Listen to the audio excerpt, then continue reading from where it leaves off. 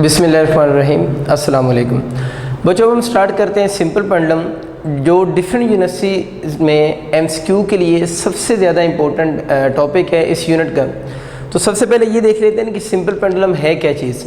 Simple pendulum बनाने के लिए हम ये करते हैं कि जो आपका से एक रोप हम लेते हैं और उस रोप के एक एंड के साथ आप लोगों ने एक पॉइंट मास कनेक्ट कर देनी होती है, यानी इसके इस एंड पे आप लोगों ने एक पॉइंट मास कनेक्ट की है। इसका जो दूसरा एंड होता है वो आप लोगों ने एक फ्रिक्शनलेस रिजिड सपोर्ट के साथ अटैच करना है, यानी फ्रिक्शनलेस रिजिड सपोर्ट के साथ अटैच कर देना है। और इसमें आप लोगों ने जो स्ट्रिंग यूज़ करनी है उस स्ट्रिंग की दो प्रॉपर्टीज़ होनी चाहिए। पहले इसकी प्रॉपर्टी होती है कि वो जो स्ट्रिंग है उसे इनएक्सटेंसिबल होना चाहिए। इनएक्सटेंसिबल का मतलब ये होता है कि उसकी लेंथ में जो चेंज है that must be equal to 0 होनी चाहिए। और दूसरी हम बात ये कर रहे होते हैं कि इनएक्सटेंसिबल स्ट्रिंग हो, यानी चेंज इन लेंथ 0 हो। और दूसरा ये कि वो स्ट्रिंग वेटलेस, यानी वो जो स्ट्रिंग होनी चाहिए वो आप लोगों की वेटलेस होनी चाहिए। तो ये बेसिक प्रॉपर्टीज़ हैं। इस जो बॉब होता है इसको पॉइंट मास भी कहते हैं या इसको हैवी मेटालिक बॉब भी इसके लिए वर्ड यूज़ करते हैं। इस बात की मीनिंग क्या है? पॉइंट मास मीन बहुत स्मॉल सी मास होना।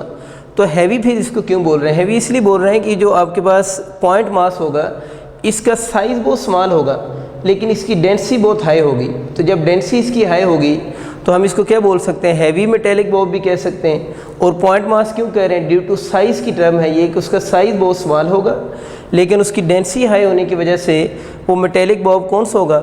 हैवी मेटेलिक बॉब होगा। ये बेसिक से मैंने कंडीशन लिख दी है। अब इस वक्त देखें, ये पेंडुलम अपनी मीन पोजीशन पर है।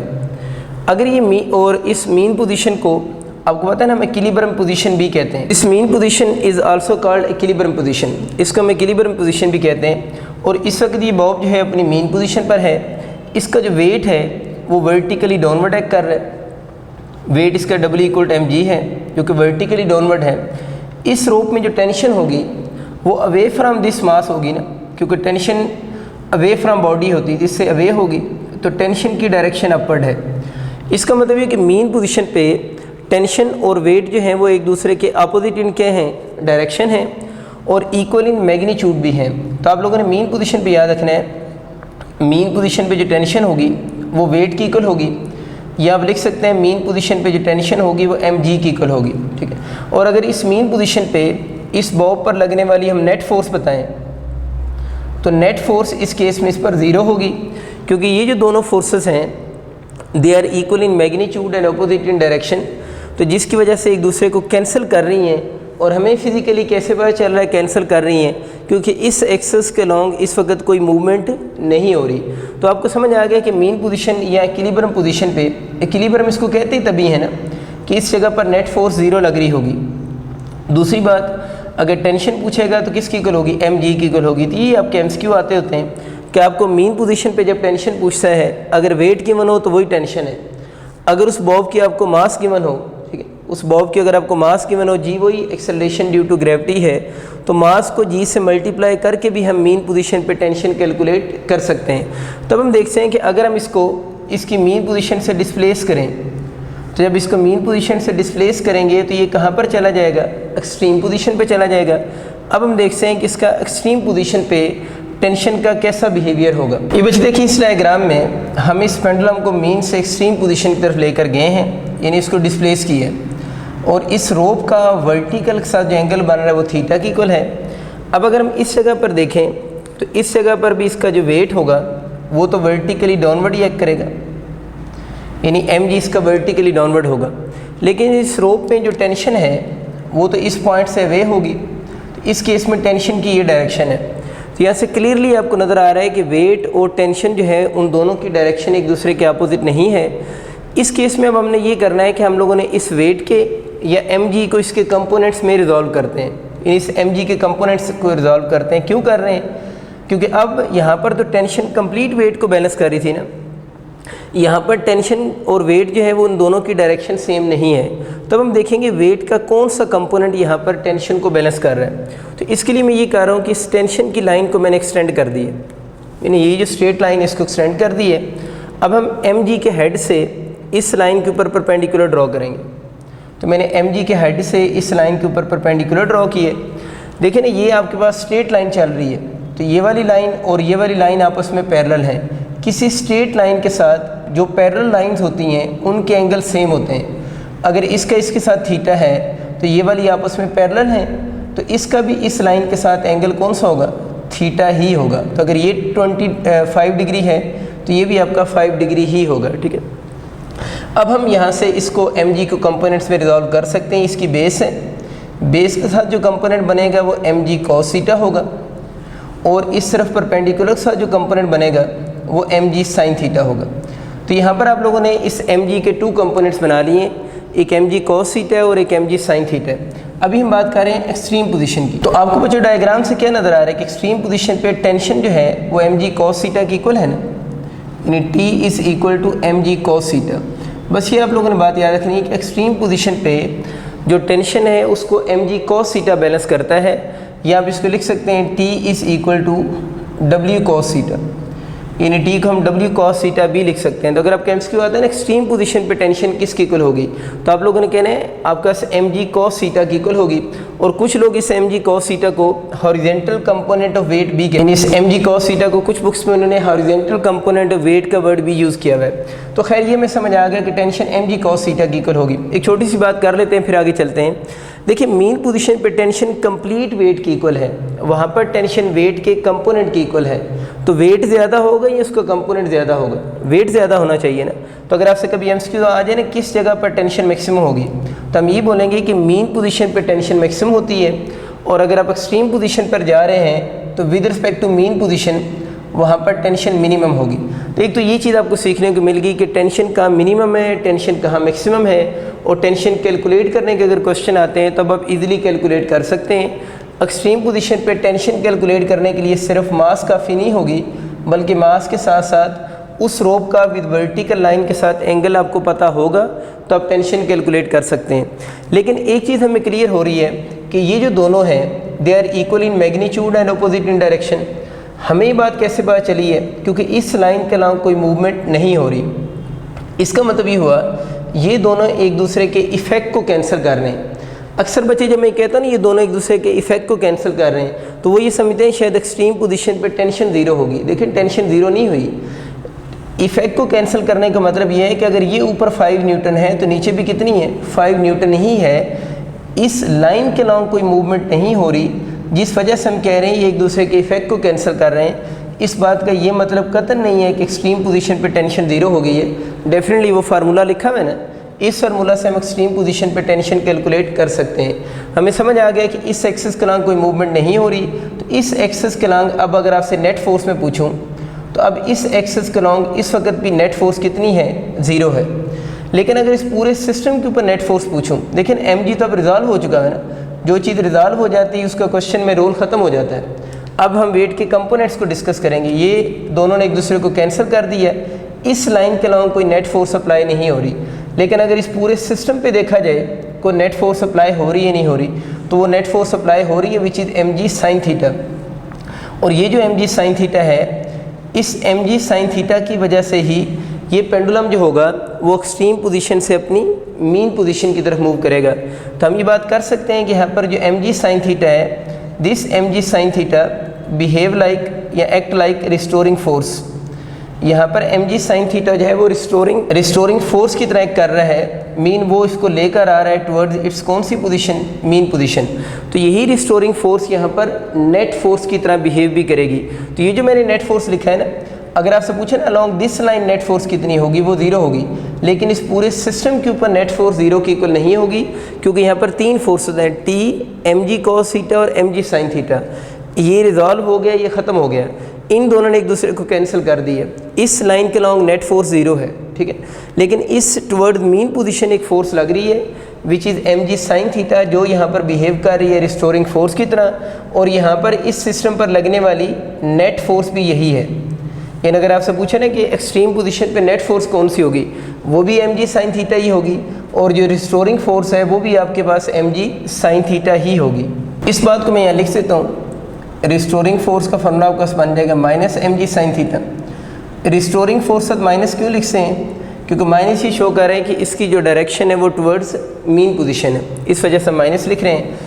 नेट फोर्स हम एक और फार्मूला से भी तो कैलकुलेट कर सकते हैं जो कि एम ए होता है, और हमें पता है कि एक्सट्रीम पोजीशन पर नेट फोर्स और रिस्टोरिंग फोर्स आपस में इक्वल हैं। इन अदर वेज ये कहना चाह रहा हूँ कि असल में रिस्टोरिंग फोर्स ही नेट फोर्स की तरह है। तो इन दोनों इक्वेशंस को अगर हम कंपेयर कर लें, your M A equal to minus M G sine theta होगा, एम एम से कैंसिल हो जाएगा, तो A equal to minus ji sine theta की इक्वल हो जाएगा। तो ये हम बात कर रहे हैं कि यहाँ से जो ए बनेगा वो equal to minus ji sine theta होगा।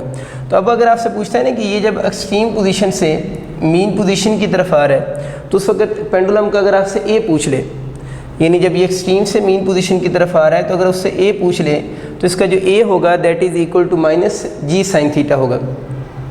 अब बच्चे आते हैं इसकी कुछ बेसिक कैलकुलेशन की तरफ। आप सबको बच्चों इस चीज़ का तो आइडिया है कि जो सिंपल पेंडुलम है, सिंपल पेंडुलम परफॉर्म एसएचएम, ये सिंपल हार्मोनिक मोशन परफॉर्म करता है। लास्ट लेक्चर मैंने बताया था सिंपल हार्मोनिक मोशन को, ये बेसिकली टाइप ऑसिलेटरी मोशन की, इसको सिंपल इसलिए बोलते हैं कि इसकी equation f equal to minus k x लिखी जाती है।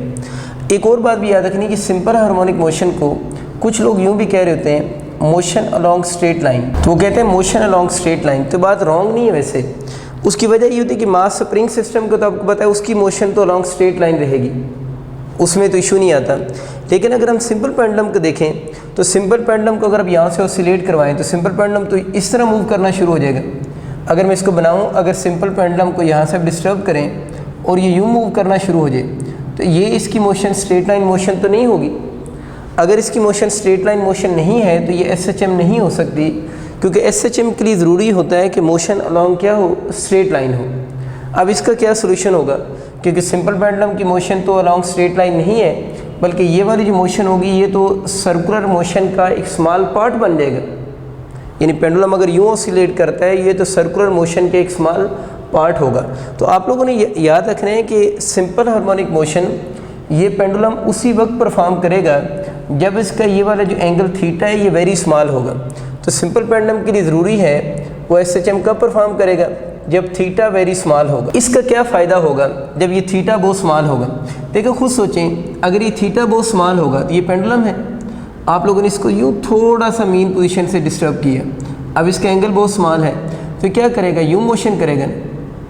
यानी अगर इस तरह मोशन कर रहा है तो ये वाली मोशन ऑलमोस्ट कौन सी लाइन में, स्ट्रेट लाइन में है। तो ये थोड़ा सा आप लोगों ने कंसेप्ट याद रखना है कि simple pendulum simple harmonic motion उसी वक्त परफॉर्म करेगा जब इसका थीटा वेरी स्मॉल होगा, क्योंकि थीटा अगर बहुत स्मॉल होगा तो इसका ये जो पाथ है उसके अंदर जो कर्वेचर है वो नेग्लिजिबल होगा। अगर उस पाथ के अंदर कर्वेचर नेग्लिजिबल होगा तो उसकी motion almost along straight line होगी, तभी पेंडुलम एसएचएम परफॉर्म करेगा। और इसका एंगल अगर वेरी लार्ज हो जाए तो फिर पेंडुलम की मोशन एसएचएम नहीं रहेगी, बल्कि इसकी मोशन स्मॉल पार्ट बन जाएगी ऑफ किसका, सर्कुलर मोशन का, जो प्रीवियस एक यूनिट में मैंने डिस्कस भी किया था, जिसके अंदर मैं आपको वर्टिकल सर्कल समझा रहा था। ठीक है, तो इसमें आप लोगों की पहली कंडीशन ये है कि theta should be very small. अब अगर थीटा बहुत स्मॉल होगा तब देखिए थीटा का और एम्पलीट्यूड का आपस में डायरेक्ट रिलेशन है।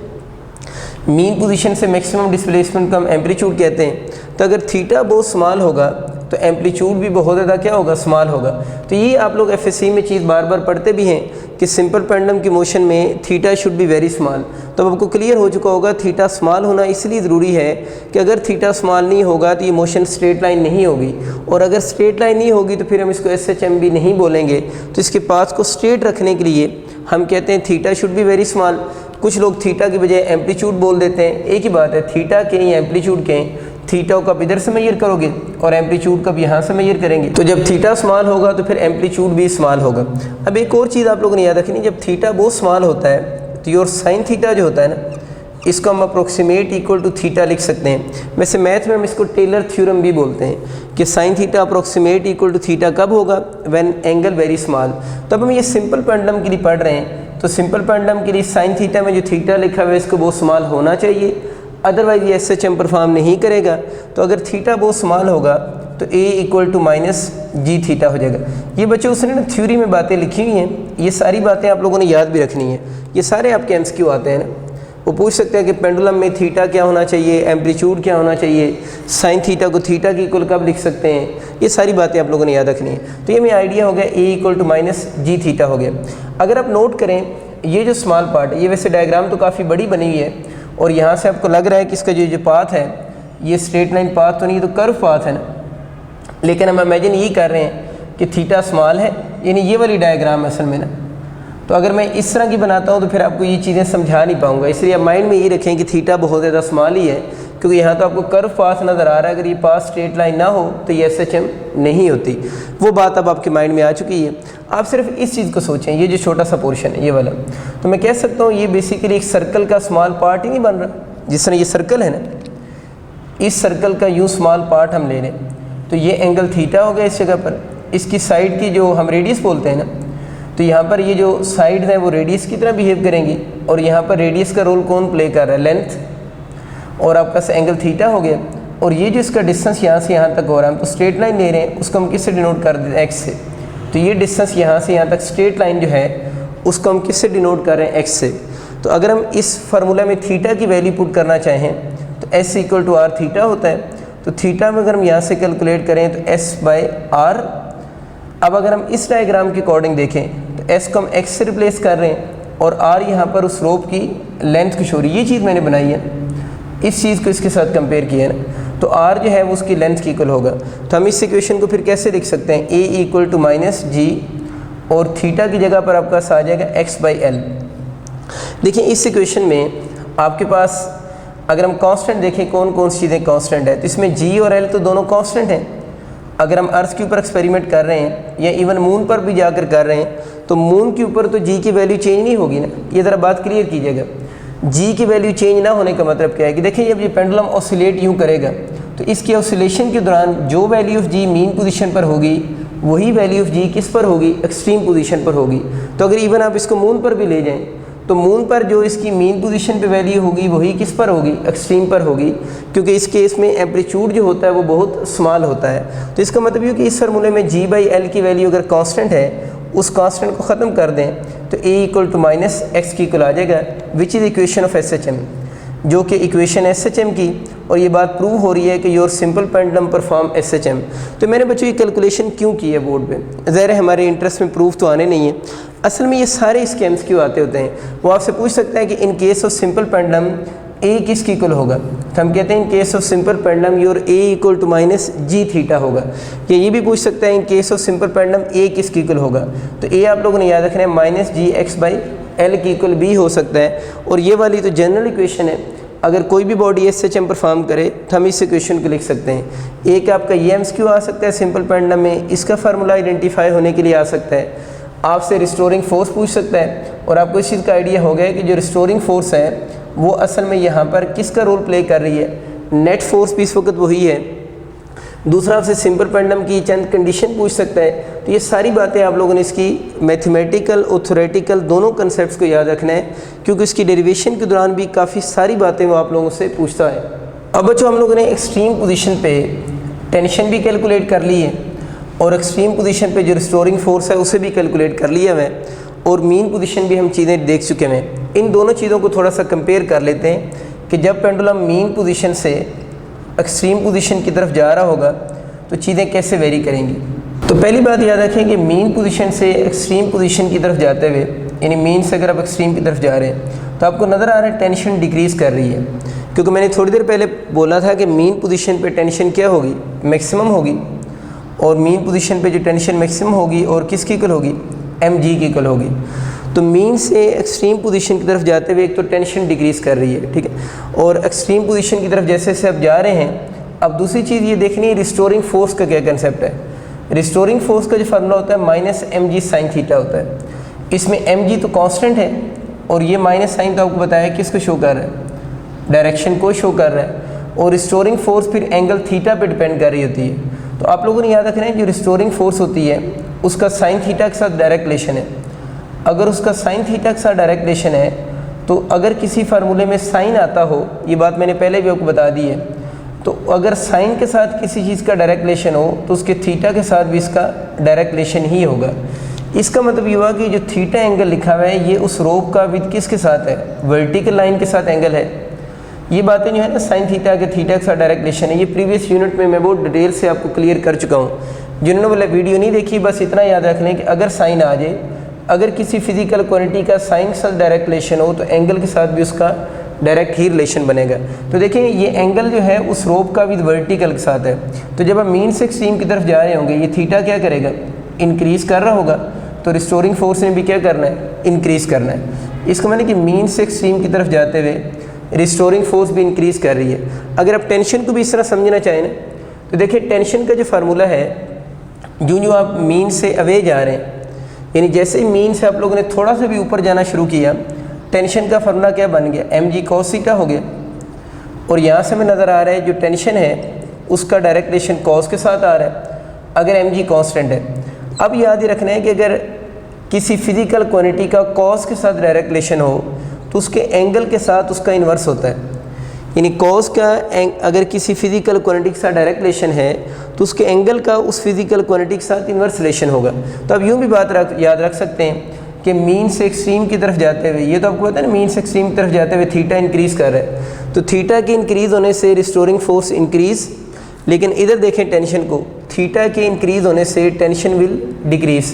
तो आप इस तरह बात भी माइंड में रख सकते हैं कि थीटा का रिस्टोरिंग फोर्स और थीटा का टेंशन के साथ क्या रिलेशनशिप है, ठीक होगी बात। तो एक्सट्रीम तक जाते हुए टेंशन डिक्रीज़ और रिस्टोरिंग फोर्स इंक्रीज़ हो रही है। एक्सट्रीम पोजीशन पर जाकर आप सब ने याद रखना है रिस्टोरिंग फोर्स की वैल्यू क्या हो जाती है, मैक्सिमम हो जाती है, यानी इस मोशन में तो रिस्टोरिंग फोर्स एक्सट्रीम पे मैक्सिमम होगी और एक्सट्रीम पोजीशन पे आपकी जो टेंशन होगी वो मिनिमम हो जाएगी। सेम केस अगर बचाओ वापसी के क्वेश्चन करते हैं कि अगर बॉडी एक्सट्रीम से मीन की तरफ आ रहा हो तो एक्सट्रीम से मीन की तरफ आते हुए एंगल क्या हो रहा है, डिक्रीज़। अगर एंगल डिक्रीज़ हो रहा है तो देखिए रिस्टोरिंग फोर्स भी क्या करेगी, डिक्रीज़। और अगर क्योंकि थीटा का रिस्टोरिंग फोर्स का डायरेक्ट रिलेशन है ना, थीटा डिक्रीज़ हो रहा है, रिस्टोरिंग फोर्स विल डिक्रीज़। यहाँ से देखें अगर थीटा डिक्रीज़ हो रहा है तो टेंशन विल इंक्रीज़। इसका मतलब ये हुआ कि अगर आप वापस आ रहे हैं एक्सट्रीम से मीन पोजीशन की तरफ तो फिर टेंशन इंक्रीज़ हो रही है, क्योंकि मीन पोजीशन पर आकर टेंशन ने क्या हो जाना है, मैक्सिमम हो जाना है और mg की इक्वल हो जाएगी, क्योंकि यहाँ पर आके थीटा 0 डिग्री हो जाता है ना, cos 0 पे 1 तो t इक्वल टू mg हो जाएगा। रिस्टोरिंग फोर्स की अगर बात करें तो रिस्टोरिंग फोर्स जो है वो मीन पोजीशन पे 0 हो जाती है। क्यों 0 हो जाती है, ज़रा सॉल्व कर लेते हैं। mg साइन थीटा होता है ना, और थीटा इसका एंगल विद वर्टिकल के साथ है, तो मीन पोजीशन पर आकर थीटा 0 साइन 0 पे 0 हो जाएगा, तो मीन पोजीशन पे रिस्टोरिंग फोर्स क्या होगी, 0 होगी। और रिस्टोरिंग फोर्स को यहाँ पर हम नेट फोर्स का नाम भी दे रहे हैं, तो इस केस में नेट फोर्स भी क्या होगी, 0 होगी। तो ये थोड़ा बच्चे आप लोगों ने मूवमेंट याद रखनी कि मीन से एक्सट्रीम की तरफ जाते हुए कैसे चीज़ें इंक्रीज़ कर रही हैं, कौन सी चीज़ें डिक्रीज़ कर रही हैं, किस जगह पर कौन सी चीज़ मैक्सिमम होगी, ये सारे आइडियाज़ आपसे वो MCQ में डिफरेंट स्टेटमेंट्स में पूछ सकता है। मैं इसके MCQ बार बार इसलिए नहीं बना रहा क्योंकि ये सारे बेसिक फंडामेंटल कंसेप्ट्स हैं, इनके किसी के भी किसी तरह के MCQ बन सकते हैं। आपको सिर्फ अगर प्योर डाटा पता है तो जो भी वो MCQ बनाएगा आप उसको ईजिली वहाँ से अटैम्प्ट कर सकते हैं। अब बच्चों हम पेंडुलम का अगर टॉर्क कैलकुलेट करें ना, अगर आपको क्वेश्चन आता है पेंडुलम का टॉर्क कैलकुलेट करें तो टॉर्क का फॉर्मूला आपको पता होगा R इंटू हम F साइन थीटा लिख रहे होते हैं। R उसका मोमेंट आर्म होता है और F साइन थीटा वो इफेक्टिव कंपोनेंट ऑफ फोर्स होता है जिसकी वजह से वो बॉडी क्या कर रहा है, रोटेट कर रहा है। इस केस में आप ज़रा एक्सट्रीम पोजीशन से देख लो इसको, एक्सट्रीम पोजीशन से इसने रोटेट करना है। अगर एक्सट्रीम पोजीशन से इसने रोटेट करना है तो इस जगह पर फोर्स लग रही है, कितनी फोर्स लग रही है इस जगह पर, mg साइन थीटा। तो यहाँ पर इफेक्टिव कंपोनेंट ऑफ फोर्स जिसकी वजह से ये रोटेशन हो रही है वो mg साइन थीटा है। ये क्या है, एक्सिस ऑफ रोटेशन है और ये point of application of force है। तो इस रोप की जो लेंथ होगी वही मूवमेंट आर्म का काम करेगी। ये क्या बोला है, एक्सिस ऑफ रोटेशन, ये point of application of force, ये डिस्टेंस मूवमेंट आर्म।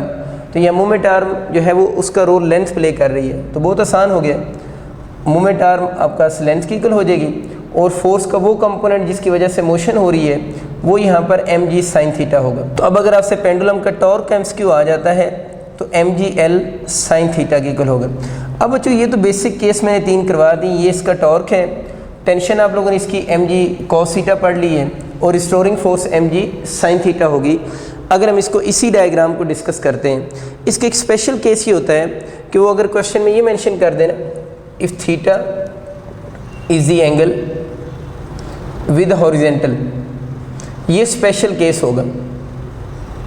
ये ज़रा बातें आप ध्यान सुन लेनी। अगर क्वेश्चन में लिखा हो, अगर क्वेश्चन में ना लिखा हो ना किधर से थीटा लेना है, तो उस रोप का विद वर्टिकल के साथ एंगल ही होता है। लेकिन अगर क्वेश्चन बदल जाए, वो क्वेश्चन में कह दे if theta is angle with horizontal, और आपसे कहे टेंशन कैलकुलेट करें एट एक्सट्रीम पोजीशन, आपसे कहे एक्सट्रीम पोजीशन पे रिस्टोरिंग फोर्स बताएं, या आपसे कहे टॉर्क कैलकुलेट करें, तो अब इनके आंसर थोड़े थोड़े चेंज हो जाएंगे। क्योंकि इस क्वेश्चन में आप लोगों ने ये जो सारे फार्मूले लिखे हैं, इसमें आप लोगों ने थीटा जो है उस रोप के एंगल विद वर्टिकल के साथ लिया है। उसने क्वेश्चन में मेंशन कर दिया है if theta is angle with horizontal. देखिए हॉरिजेंटल तो ये लाइन है ना, अगर हम इसके साथ थीटा ले लें तो फिर क्या चेंजेस आएंगी। ज़ाहिर है हमारे फार्मूला में ये वाला एंगल यूज़ तो हो नहीं रहा, हम तो फार्मूला में वो एंगल यूज़ कर रहे हैं जो इस रोप का विद वर्टिकल के साथ है, लेकिन जो सिंबल थीटा सवाल में मेंशन है वो विद हॉरिजेंटल के साथ गिवन है। तो हम अपने क्वेश्चन में अब इस थीटा को यूज़ नहीं करेंगे, हमें ये वाला एंगल यूज़ करना है। और ये वाला कितना बनेगा 90 माइनस थीटा। मुझे कैसे पता चला ये 90 माइनस थीटा है, ये थीटा क्यों है क्वेश्चन में गिवन है। तो टोटल एंगल ये कितने डिग्री बन रहा है 90, तो हमें ये नीचे वाला एंगल चाहिए, तो नीचे वाला एंगल 90 माइनस थीटा होगा। तो अब अगर आपसे पूछते हैं ना एक्सट्रीम पोजीशन पे टेंशन किसकी इक्वल होगी, इस कंडीशन पे if theta is angle with horizontal, तो फिर आप लोगों ने याद रखना है फार्मूला mg cos थीटा होता है ना। अब थीटा एंगल नहीं है, हम लोगों ने जो क्वेश्चन में यूज़ करना होता है वो 90 माइनस थीटा होगा, यानी ये वाला एंगल फार्मूले में तो आता है ना। अब इसकी जगह थीटा नहीं बल्कि 90 माइनस थीटा लिखा हुआ है, तो cos 90 माइनस थीटा जो है मैथ का फार्मूला है, याद रख रहे हैं वो साइन थीटा की इक्वल होगा, तो mg साइन थीटा हो जाएगी। इसका मतलब ये हुआ कि एक्सट्रीम पोजीशन पे टेंशन mg साइन थीटा कब होगी, if theta is the angle with the horizontal. ये ऐसा क्यों हुआ है, जस्ट उस एंगल को उसने खुद से क्या किए, शिफ्ट किए। इसी तरह अगर हम रिस्टोरिंग फोर्स की बात करें, तो रिस्टोरिंग फोर्स का फॉर्मूला आपका क्या था, mg साइन थीटा था, लेकिन यहाँ पर भी जो थीटा एंगल है वो विद वर्टिकल के साथ था, अब हॉरिजेंटल के साथ गिवन है। हम दोबारा से यहाँ वर्टिकल वाला ही एंगल लिखेंगे, तो ये 90 माइनस थीटा हो जाएगा, और आपका answer minus mg। 90 minus theta भी cos थीटा होता है, sine 90 minus theta cos theta की इक्वल होगा। ये मैथ के फार्मूलाज हैं। तो इसका मतलब ये हुआ कि अब आपके पास जो रिस्टोरिंग फोर्स है उसका फॉर्मूला भी माइनस mg cos थीटा ही होगा। इसी तरह आखिरी चीज़ है टॉर्क। टॉर्क का फॉर्मूला mg l साइन था ना, mg l साइन थीटा था, थीटा एंगल ये वाला था, अब यहाँ 90 माइनस थीटा है, तो इसको भी 90 माइनस थीटा लिखो। अगर हम 90 माइनस थीटा लिखेंगे तो mg ये किस में कन्वर्ट हो जाएगा, cos थीटा में। इसका मतलब ये हो कि इसके टॉर्क का formula mg l cos theta कब बनेगा, जब थीटा एंगल विद किसके साथ गिवन होगा, वर्टिकल के साथ। अब अक्सर बच्चे जब ये वाले रूल पढ़ लेते हैं ना, तो उनको ये लगता है, उनको यहाँ से देख के ये लगता है कि इसका मतलब ये हुआ कि अब मीन से एक्सट्रीम की तरफ जाते हुए, या मीन से एक्सट्रीम को छोड़ें, सिर्फ अगर हम मीन पोजीशन की बात करें तो समझते हैं शायद पेंडुलम के सारे कंसेप्ट ही रॉन्ग हो गए। कंसेप्ट हमारे क्या थे, मीन पोजीशन पे टेंशन क्या होनी चाहिए, मैक्सिमम इक्वल टू mg होनी चाहिए। इस बात को ज़रा समझिएगा ध्यान से। और एक्सट्रीम पोजीशन पे, सॉरी मीन पोजीशन पे जो रिस्टोरिंग फोर्स है that must be equal to 0 होना चाहिए। ये हमारे बेसिक कंसेप्ट हैं जो हमें ऑलरेडी पता है।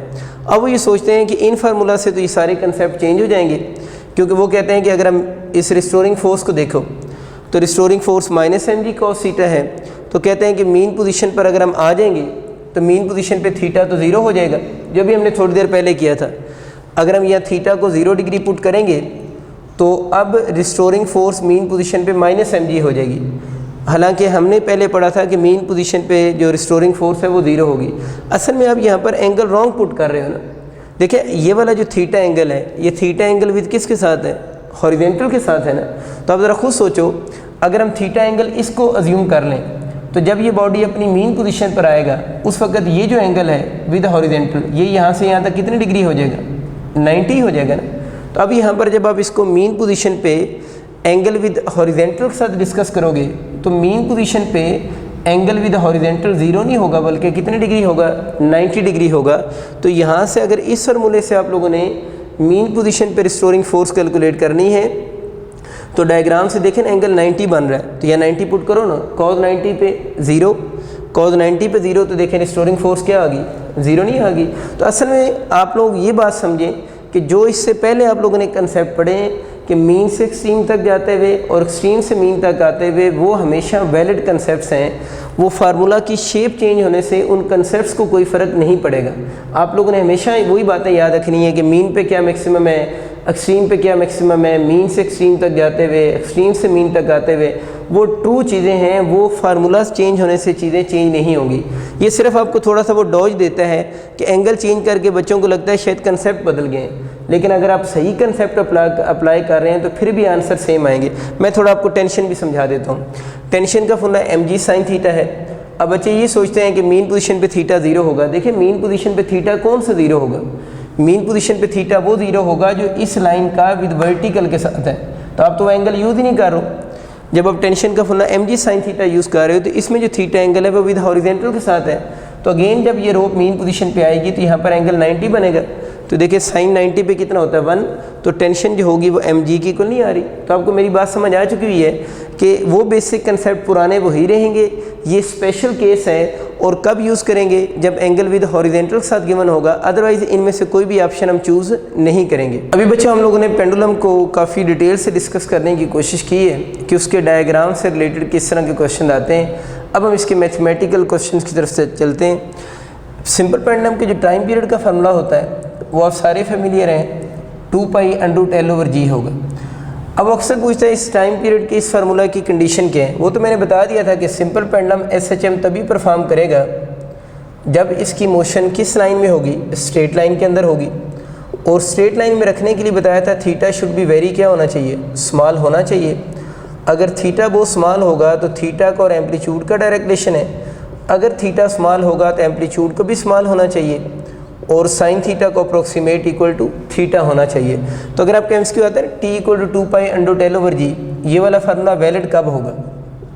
इन अगर ये MCQ आते हैं ये वाला फार्मूला कब वैलिड है? तो आप लोगों ने ये सारी बातें याद रखनी। ये सारी बातें एक ही बात है असल में ना, एक स्ट्रेट लाइन को आप पकड़ लेना तो बाकी सारी बातें उसके अकॉर्डिंग ही बन जाती हैं। ठीक है, तो ये फार्मूले की वैलिडिटी ये सारी बातें हैं। इसी तरह अगर हम इसी का रेसिप्रोकल ले लें तो जो फ्रीक्वेंसी का फार्मूला बनेगा 1/2π बच्चों g/L हो जाएगा। 2π को इधर ले जाएं तो 2πf = ओमेगा और ये √g/L हो जाएगा। सॉरी 2πf = g/L और 2πf को हम ओमेगा बोलते हैं तो ओमेगा = √g/L। तो ये सारे फार्मूलाज इसी से बने हैं ना। इसका मतलब ये कि अगर इसकी ये सारी कंडीशन हैं तो इन सारों की कंडीशन फिर क्या होगी? सेम होगी। तो ये 3 फार्मूलाज आप लोगों ने MCQ के लिए माइंड में रखने हैं। अब हम देखते हैं इसके क्वेश्चन किस तरह के बनेंगे। अगर मैं फैक्टर लिखूँ ना कि इसका टाइम पीरियड जो है वो किन फैक्टर पे डिपेंड कर रहा है, तो इसका टाइम पीरियड 2 चीज़ों पे डिपेंड कर रहा है। एक इसमें L लिखा हुआ है, L यहाँ पर लेंथ ऑफ पेंडुलम है। एक तो लेंथ ऑफ पेंडुलम पे इसका टाइम पीरियड डिपेंड कर रहा है और दूसरा इसका जो टाइम पीरियड है वो डिपेंड करता है किस चीज़ पे? एक्सेलरेशन ड्यू टू ग्रेविटी पे। इसका जो टाइम पीरियड है वो 2 चीज़ों पे डिपेंड कर रहा है, length of pendulum and acceleration due to gravity. हमें आइडिया हो रहा है कि टाइम पीरियड का लेंथ के साथ कौन सा डायरेक्ट रिलेशन आ रहा है। और हमारे डिफरेंट यूनिवर्सिटी में ज़्यादातर इसी तरह के सीधे सीधे MCQ आए हुए हैं। वो पूछता है कि अगर हम पेंडुलम की लेंथ को सपोज करें 4 टाइम इंक्रीज़ कर देते हैं तो बताएं टाइम पीरियड पे क्या इफेक्ट होगा। तो लेंथ को 4 टाइम इंक्रीज़ करने से इसका टाइम पीरियड पहले से क्या हो जाएगा? डबल हो जाएगा। इसी तरह एक्सेलरेशन ड्यू टू ग्रेविटी के क्वेश्चन आते हैं तो टाइम पीरियड के फार्मूला का एक्सेलरेशन ड्यू टू ग्रेविटी के साथ कौन सा है? इन्वर्स रिलेशन है। अक्सर बच्चे ये सोचते हैं कि ये ड्यूरिंग ऑसिलेशन ग्रेविटी चेंज हो रही है। लेकिन ड्यूरिंग ऑसिलेशन तो ग्रेविटी कांस्टेंट है, तो फिर ग्रेविटी कब चेंज होगी? अभी हम क्वेश्चन करेंगे। ग्रेविटी उस वक्त चेंज होगी जब आप इस पेंडुलम को उठाकर मून पर ले जाते हैं, इस पेंडुलम को उठाकर किसी प्लेनेट पर ले जाते हैं, इस पेंडुलम को किसी लिफ्ट के अंदर रख देते हैं। तो लिफ्ट के अंदर ग्रेविटी कैसे चेंज हो रही है? लिफ्ट के अंदर हम एक और वर्ड इंट्रोड्यूस करेंगे, इफेक्टिव ग्रेविटी की वैल्यू क्या होती है? चेंज होती है। इवन जब उसको कार में रखते हैं ना पेंडुलम को या ट्रेन में रखते हैं तो वहाँ पर भी इफेक्टिव ग्रेविटी की वैल्यू चेंज होती है। इफेक्टिव ग्रेविटी क्या है? वो जब हम पेंडुलम को लिफ्ट वगैरह के अंदर रखेंगे तो वहाँ पर बात करेंगे। अभी मैं जनरल साहब को समझा रहा हूँ कि ड्यूरिंग ऑसिलेशन ग्रेविटी पेंडुलम में चेंज नहीं होती। तो फिर ये कौन सी ग्रेविटी है? जब पेंडुलम को आप यूँ समझ मून पर लेकर गए हो तो वहाँ पर जी चेंज होगा तो टाइम पीरियड ने क्या होना है? चेंज होना है। तो ये 2 फैक्टर वो याद रखने हैं। एक और बात वो कह रहा होता है नॉट डिपेंड, कि इसका टाइम पीरियड किन फैक्टर पे डिपेंड नहीं करता। एक तो यहाँ पर उस पेंडुलम के जो बॉब है उसकी मास का कोई जिक्र नहीं है। तो एक तो हम बहुत फेमस लाइन ये लिख सकते हैं, not depend on mass of Bob. कि मास ऑफ बॉब पे डिपेंड नहीं करता, और दूसरा एक बहुत फेमस लाइन है एम्पलीट्यूड ऑफ ऑसिलेशन पे भी डिपेंड नहीं करता। अब ये जो बात लिखी जाती है बड़ी डाउटफुल सी बात है ये वाली। आप लोग इस बात को यूँ याद रखें कि ये एम्पलीट्यूड ऑफ ऑसिलेशन पे डिपेंड नहीं करता। तो ये भी तो हम कह रहे हैं कि ये फार्मूला तब वैलिड होगा जब एम्पलीट्यूड शुड बी वेरी क्या होना चाहिए, स्मॉल होना चाहिए। इस बात को क्लियर करें। देखिए एक पेंडुलम जो है यूँ समझ लें कि यहाँ तक उसका मोशन SHM है, अगर इससे थोड़ा और ऊपर जाएगा तो उसकी मोशन SHM नहीं रहेगी। यानी इस एम्पलीट्यूड ये मैक्सिमम एम्पलीट्यूड है जहाँ तक इसकी मोशन SHM है। अब अगर आप इस पेंडुलम को डिस्टर्ब करो और ये पेंडुलम को आप यहाँ तक मूव करवा लो, यहाँ तक मूव करेगा तो मोशन SHM है, ये इसकी बाउंड्री है ना, इसके बाद वो इसकी मोशन स्ट्रेट लाइन नहीं रहेगी, SHM ख़त्म हो जाएगी। इस बात का मतलब समझा रहा हूँ, एम्पलीट्यूड ऑफ ऑसिलेशन पे डिपेंड ना करने का मतलब क्या है। तो यहाँ तक ये SHM परफॉर्म करवा सकता है। एक बंदा पेंडुलम को यहाँ तक SHM परफॉर्म करवाए और एक इसको यहाँ तक SHM परफॉर्म करवाए, यानी उसकी एक्सट्रीम पोजीशन यही वाली हो, तो इन दोनों का जो टाइम पीरियड होगा वो सेम आएगा। तो ये बात याद रखनी, ये जो लिखा हुआ है कि एम्पलीट्यूड ऑफ ऑसिलेशन पे डिपेंड नहीं करेगा, ये लिमिट अपनी जगह अप्लाई हो रही है, but with in that limit अगर आप इसके एम्पलीट्यूड और भी कम कर दें तो इसके एम्पलीट्यूड कम करने से उसके टाइम पीरियड पे कोई इफ़ेक्ट नहीं होगा। ये बात बिल्कुल ठीक है कि अगर आपका जो एम्पलीट्यूड है इस मैक्सिमम लिमिट से आप इंक्रीज़ कर दें, मैक्सिमम लिमिट कि ये जो लिमिट आपका बन रही है जहाँ तक इसकी मोशन स्ट्रेट लाइन है, अगर उससे ज़्यादा अगर आप इसका एम्पलीट्यूड इंक्रीज़ कर देंगे तो एम्पलीट्यूड के इंक्रीज़ करने से फिर इसका जो टाइम पीरियड का ये वाला फार्मूला है वो वैलिड नहीं रहेगा। तो ये बात आप लोगों ने याद रखनी है कि अगर हम इसका जो एम्पलीट्यूड है उस स्पेसिफिक टाइम से जब 2π/10⁻⁰ फार्मूला वैलिड है, अगर हम उससे एक्सीड कर देंगे तो फिर ये वाला फार्मूला वैलिड नहीं रहेगा। इन अदर वर्ड्स मैं ये भी कह सकता हूँ कि अगर आप उस एम्पलीट्यूड से जहाँ तक ये फार्मूला वैलिड है इसके एम्पलीट्यूड को और ज़्यादा इंक्रीज़ कर दें, और ज़्यादा इंक्रीज़ करने का मतलब क्या है कि इसका जो पाथ है वो कर्व होना शुरू हो जाए, तो फिर इसकी मोशन भी असल में SHM नहीं रहेगी। ये बात आप लोगों ने याद रखनी है, बल्कि फिर इसकी मोशन सर्कुलर मोशन का एक स्मॉल पार्ट बन जाएगी। वैसे याद रख लीजिएगा कि अगर इसका एम्पलीट्यूड हम वेरी लार्ज कर दें तो फिर जितना इसका एम्पलीट्यूड इंक्रीज़ कर रहा होगा, एम्पलीट्यूड के इंक्रीज़ करने से फिर उसका टाइम पीरियड भी क्या करेगा, इंक्रीज़ कर रहा होगा, और फ्रीक्वेंसी ऑफ वाइब्रेशन फिर इसकी क्या करेगी, डिक्रीज़ करेगी। लेकिन उस वक्त इस पेंडुलम की मोशन SHM नहीं रहेगी। ये कब की बात हो रही है, अगर वो रिक्वायर्ड एम्पलीट्यूड जहाँ तक ये SHM परफॉर्म करता है उसके अंदर अगर वो एम्पलीट्यूड कम ज़्यादा करें तो उससे इसका टाइम पीरियड इफेक्ट नहीं होगा, ना फ्रीक्वेंसी इफेक्ट होगी ना एंगुलर फ्रीक्वेंसी इफेक्ट होगी, क्योंकि ये सारी चीज़ें तो आपस में लिंक हैं। लेकिन उस रिक्वायर्ड एम्पलीट्यूड जहाँ तक ये SHM परफॉर्म करता है, जहाँ तक ये फार्मूले वैलिड हैं, वहाँ से अगर हम इसका फर्दर एम्पलीट्यूड इंक्रीज़ कर दें तो फिर एम्पलीट्यूड इंक्रीज़ करने का अगर MCQ आ जाए तो एम्पलीट्यूड अगर उस लिमिट से भी ज़्यादा इंक्रीज़ करेंगे तो फिर टाइम पीरियड भी इंक्रीज़ कर जाएगा और फ्रीक्वेंसी क्या करेगी, डिक्रीज़ करेगी, क्योंकि इन दोनों का तो आपस में इन्वर्स रिलेशन है। तो ये बातें आप लोगों ने याद रखनी, ये अलहदा से बात है अगर कभी MCQ आ जाए। लेकिन इन जनरल जब MCQ आते हैं जिसमें ये कंडीशन मेंशन नहीं होती कि आप उसकी क्रिटिकल एम्पलीट्यूड को क्रॉस करें जहाँ पर उसकी SHM ही ख़त्म हो जाए, अगर वो ये वर्ड यूज़ नहीं करता तो हम इस तरफ नहीं जाएंगे। लेकिन अगर कभी MCQ में वो ये वर्ड यूज़ करे तो इस डाटा से भी आप लोगों ने फेमिलियर होना है। तो उम्मीद है अब आपको ये बात क्लियर हो चुकी होगी कि एम्पलीट्यूड ऑफ ऑसिलेशन पे डिपेंड नहीं करता। और ये बातें फिर क्या लिखी हुई हैं, ये सारा आइडिया आप माइंड में रखेंगे तो आपको ये सही कंसेप्चुअली बात क्लियर हो जाएगी। अब बच्चों हम देखते हैं कि सिंपल पेंडुलम को जो टाइम पीरियड है वो जिन दो फैक्टर पे डिपेंड करता है, उन दो फैक्टर्स के अब हम बारी बारी क्वेश्चंस करते हैं। और सबसे पहले हम देखते हैं इसका लेंथ के साथ क्या लिंक है। अब हम बात करते हैं लेंथ ऑफ पेंडुलम की ना। अभी हम लोगों ने देखा था कि टाइम पीरियड का लेंथ ऑफ पेंडुलम के साथ तो डायरेक्ट रिलेशनशिप है। सबसे मेन चीज़ तो ये है कि लेंथ ऑफ पेंडुलम होती क्या है, क्या ये पेंडुलम के बॉब के साथ जो रोप अटैच है उसकी लेंथ है, ये किस चीज़ की लेंथ है, इसको ज़रा समझते हैं। मैं इस बात को आपको एक डायग्राम से समझाता हूँ। कि बच्चे देखिए मैंने आपके लिए एक डायग्राम ड्रॉ की है, इसमें ये हुक है, हुक के साथ उसने वो रोप अटैच की हुई है। तो रोप तो इस पॉइंट ऑफ सस्पेंशन से लेकर ये पॉइंट ऑफ सस्पेंशन है, रोप इस पॉइंट ऑफ सस्पेंशन से लेकर इस हुक तक तो रोप है ना। तो पेंडुलम के फार्मूले में जो लेंथ यूज़ होती है वो सिर्फ रोप की लेंथ नहीं होती, ये गलती आप लोगों ने नहीं करनी। अक्सर बच्चे समझते हैं पॉइंट ऑफ सस्पेंशन से लेकर हुक तक की लेंथ को हम लेंथ ऑफ पेंडुलम कहेंगे, बल्कि पेंडुलम की लेंथ जो होती है वो पॉइंट ऑफ सस्पेंशन से लेकर उस सिस्टम के सेंटर ऑफ ग्रेविटी तक की लेंथ होती है। यानी कहाँ से कहाँ तक लेंथ है, पॉइंट ऑफ सस्पेंशन से लेकर उस सिस्टम के सेंटर ऑफ ग्रेविटी तक, इस टोटल लेंथ को हम L से डिनोट करते हैं। तो इसमें रोप की लेंथ भी आ जाती है और रोप की लेंथ के नीचे ये वाला पोर्शन भी सारा क्या हो रहा है, इंक्लूड हो रहा है। तो आपसे अगर लेंथ ऑफ पेंडुलम की बात करें तो वो पॉइंट ऑफ सस्पेंशन से लेकर सेंटर ऑफ ग्रेविटी तक की लेंथ को हम लेंथ ऑफ पेंडुलम कहेंगे। इसी कंसेप्ट को यूज़ करके अब हम डिफरेंट क्वेश्चन भी बना सकते हैं। मैं आपको एक सिंपल सा क्वेश्चन करवाता हूँ जो बहुत फेमस क्वेश्चन है इंटरेस्ट पॉइंट ऑफ व्यू से। वो कहता है सपोज करें आपके पास एक पेंडुलम का बॉब है और ये बॉब जो है वो SHM परफॉर्म कर रहा है, मतलब ऑसिलेट कर रहा है और ऑसिलेशन के दौरान ये SHM परफॉर्म कर रहा है, टू एंड फ्रो मोशन इसकी हो रही है, ठीक है। अब ये बार बार ना सोचना कि सर इसका पास स्ट्रेट लाइन पाथ तो नहीं है, SHM नहीं होगी। वो अंडरस्टूड सी बात है कि अगर हम डायग्राम को स्ट्रेट लाइन पाथ में रखेंगे तो डायग्राम आपको क्लियर ही नहीं होगी ना, ठीक है। लेकिन वो कंसेप्चुअली बात ठीक है, उन चीज़ों को आप अप्लाई करेंगे अगर आपको लगेगा कि एग्जामिनर उस चीज़ की तरफ इशारा कर रहा है। तो अब ये समझें कि इस पेंडुलम के बॉब के अंदर मरकरी फिल है। मरकरी को आप केमिस्ट्री में Hg से डिनोट करते हैं। मरकरी फिल है और ये ऑसिलेट कर रहा है। आप लोगों ने ड्यूरिंग ऑसिलेशन इस बॉब के अंदर बॉटम पे एक छोटा सा होल क्रिएट कर दिया, यानी ऑसिलेट कर रहे हैं और इसके अंदर आप लोगों ने एक स्मॉल होल क्रिएट की है। जैसे आप होल क्रिएट करोगे तो इसमें से उस होल से अब मरकरी क्या होना शुरू हो जाएगी, रिमूव होना शुरू हो जाएगी। जब मरकरी रिमूव हो रही है तो ओवरऑल जो बॉब की मास है वो पहले से कम हो रही है, ज़्यादा हो रही है। तो उस बॉब की मास पहले से कम हो रही है। तो क्वेश्चन उसका ये है what is the effect on it's time period. तो ये बच्चे मैंने डिफरेंट ऑप्शन लिखे हैं। What is the effect on it's time period, time period increase करेगा, टाइम पीरियड डिक्रीज करेगा।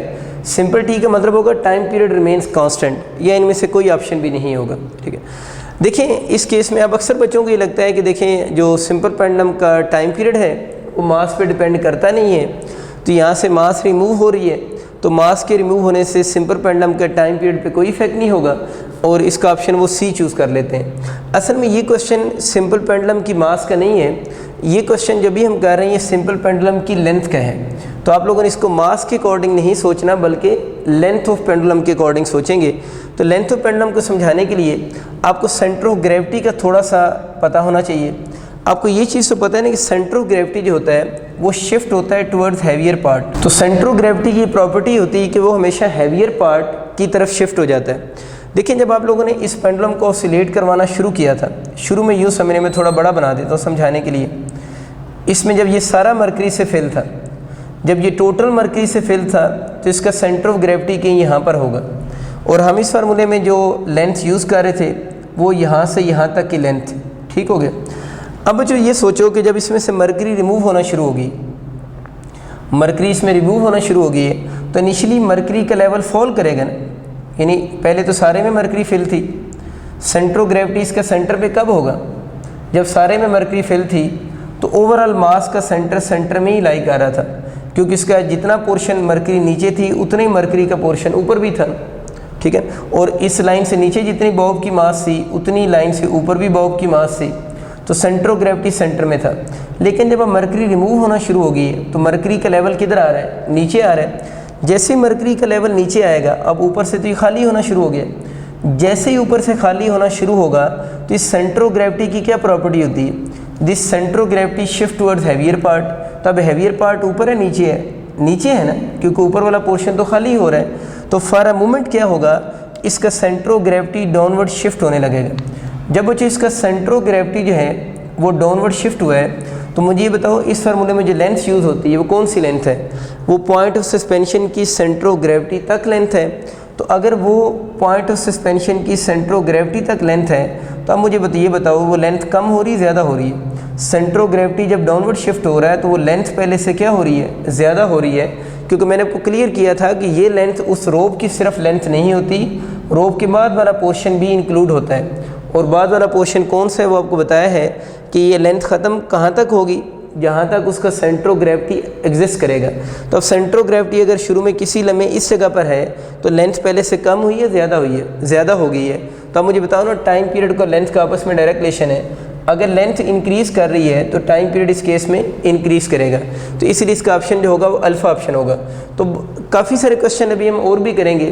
तो बहुत सारे ऐसे क्वेश्चन होते हैं जो लेंथ के क्वेश्चन होते हैं लेकिन बच्चे उनको लेंथ की बजाय लिंक कर देते हैं किसके साथ, मास के साथ लिंक करके रॉन्ग आंसर करते हैं, जिससे इसका आंसर भी वो मास के साथ लिंक करते हैं, हालांकि मास का क्वेश्चन ही किसका क्वेश्चन है, लेंथ का क्वेश्चन है। अब बच्चों अगर सेम एमसीक्यू आ जाए और इसके ऑप्शन थोड़े चेंज हुए हुए हों, ऑप्शन यूँ लिखे हुए हों कि टाइम पीरियड इंक्रीज़ करेगा, फिर टाइम पीरियड आप लोगों का कांस्टेंट हो जाएगा, फिर डिक्रीज़ करेगा, increase, time period decrease, constant, यानी इस तरह के आपके डिफरेंट ऑप्शन लिखे हुए। मैं बस 2 ही ऑप्शन लिखता हूँ।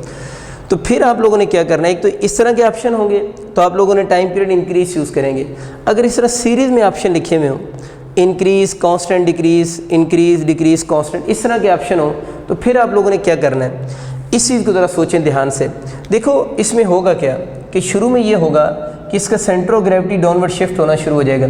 क्यों शिफ्ट होना शुरू हो जाएगा, ये ऊपर से खाली हो रहा है, ठीक है, मरकरी का लेवल नीचे जा रहा है। तो शुरू में तो ये बात होगी कि टाइम पीरियड का और लेंथ का आपस में डायरेक्ट रिलेशन है। लेंथ जो है वो पॉइंट ऑफ सस्पेंशन से है, तो क्या होगी, अगर उसकी लेंथ कम हो रही है, जब वो centre of gravity downward shift हो रहा है तो लेंथ ज़्यादा हो रही है, तो टाइम पीरियड इंक्रीज़ करेगा।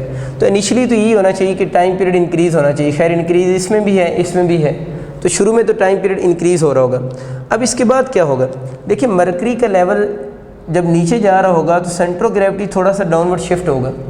अब ओवरऑल क्या होगा, जब सेंटर ऑफ ग्रेविटी थोड़ा थोड़ा डाउनवर्ड शिफ्ट हो रहा है, उस दौरान ये हो रहा है कि मरकरी का लेवल काफ़ी कम होना शुरू हो गया। जब मरकरी का लेवल कम होना शुरू हो गया है तो अभी सेंटर ऑफ ग्रेविटी बॉटम पे नहीं गया, क्योंकि सेंटर ऑफ ग्रेविटी ने पूरी मास के सेंटर में एग्जिस्ट करना है ना। तो अब ज़रा ये देखें, सपोज करें इस जगह पर आकर, अब ये बॉब की मास, ये सारी बॉब की अपनी मास है, ठीक है। अब ये मरकरी का लेवल नीचे था और ये थोड़ी सी मास बॉब की मास है, ठीक है। ये स्मॉल मास जो है अभी बॉब की अपनी मास है। अब ये होगा कि अगर मरकरी का जो मास है और इस बॉब की मास यहाँ पर आलमोस्ट आकर आपस में बैलेंस हो जाती है, मतलब ये जितनी मास है और प्लस बॉब प्लस ये बॉब की मास थोड़े नीचे वाला पोर्शन और मरकरी की मास किसी एक पॉइंट पर आकर आपस में बैलेंस हो जाती हैं। जब वो बैलेंस हो जाती हैं उसके बाद अगर मरकरी फर्दर ज़रा फॉल कर रही है तो उस पॉइंट के बाद सेंटर ऑफ ग्रेविटी अब फॉल नहीं करता, बल्कि उस पॉइंट के बाद सेंटर ऑफ ग्रेविटी क्या करना शुरू कर देता है, राइज करना शुरू कर देता है। तो ये आप लोगों ने बात याद रखनी। अक्सर बच्चों को लगता है ये टोटल खाली होगा तो सेंटर ऑफ ग्रेविटी ने ऊपर शिफ्ट होना है, हालांकि टोटल खाली नहीं होता। जब दरमियान में से नीचे आ रहा होता है तो इधर बॉटम पे आकर एक ऐसा पॉइंट आता है जहाँ पर ये वाली मास, बात आपको समझ आ रही होगी, बॉब की मास और प्लस ये मरकरी की थोड़ी सी मास, ये जो दोनों चीज़ें हैं इनकी मास और इनकी मास आपस में बैलेंस हो जाती हैं। उस पॉइंट को मैं अक्सर बोलता हूँ तो टर्निंग पॉइंट। वहाँ पर टर्न क्या आएगा, उसके बाद अगर मरकरी थोड़ी सी भी रिमूव होगी तो ये ऊपर वाली मास नीचे वाली मास से डोमिनेट कर जाएगी। तो अब सेंटर ऑफ ग्रेविटी बजाय डाउनवर्ड आने के सेंटर ऑफ ग्रेविटी थोड़ा थोड़ा अपवर्ड शिफ्ट होना शुरू हो जाएगा। अब जब centre of gravity upward shift हो रहा है तो अब टाइम पीरियड का और अगेन लेंथ का डायरेक्ट रिलेशन है। अगर centre of gravity upward shift हो रहा है तो जो इफेक्टिव लेंथ है, इसको मैं अक्सर इफेक्टिव लेंथ भी बोलता हूँ, तो इफेक्टिव लेंथ अब कम हो रही है तो टाइम पीरियड कम होना शुरू हो जाएगा। तो शुरू में टाइम पीरियड इंक्रीज़ करेगा, फिर वो जो पॉइंट है ना जो जिसे टर्निंग पॉइंट कहते हैं वो जब आएगा तो फिर लेंथ कम होना शुरू होगी, टाइम पीरियड कम होना शुरू हो जाएगा। अब इसका सेंटर ऑफ ग्रेविटी कब तक ऊपर जाता रहेगा, उस वक्त तक ऊपर जाता रहेगा जब तक ये सारी मरकरी इससे रिमूव नहीं हो जाती। जब सारी मरकरी रिमूव हो जाएगी तो सेंटर ऑफ ग्रेविटी दोबारा सेंटर में आ जाएगा, क्योंकि इससे ऊपर जितनी बॉब की मास है उससे नीचे भी बॉब की उतनी ही मास है। उसके बाद जब वो ऑसिलेट करेगा तो फिर उसका टाइम पीरियड कांस्टेंट होगा, वो चेंज नहीं होगा।